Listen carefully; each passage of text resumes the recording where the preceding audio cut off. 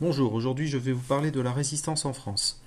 Elle commence avec l'appel du 18 juin 1940 lancé par le général de Gaulle depuis Londres à la BBC radio anglaise. Au lendemain de l'appel du maréchal Pétain à cesser le combat, le général de Gaulle appelle pour sa part à continuer le combat et à résister.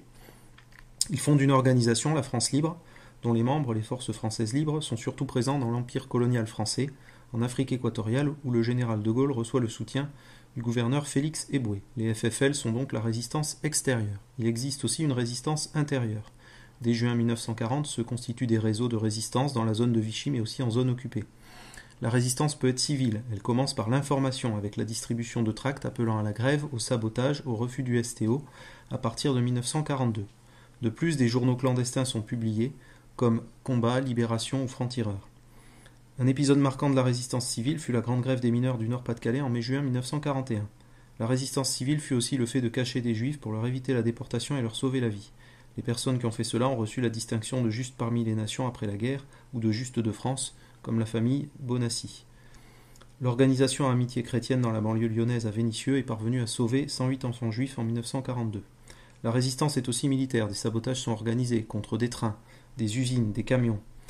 Des attentats sont commis contre des responsables nazis.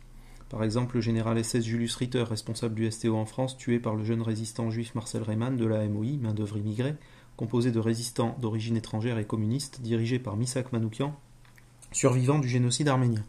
En 1943, Jean Moulin, envoyé spécial du général de Gaulle en France, crée le CNR, Conseil national de la résistance, pour unifier les différents mouvements de résistance.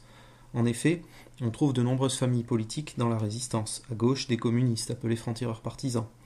Des socialistes et radicaux dans le mouvement Libération de Lucie et Raymond Aubrac.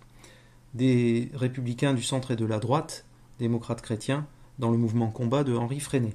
Les syndicats ouvriers comme la CFTC et la CGT font également partie de la résistance.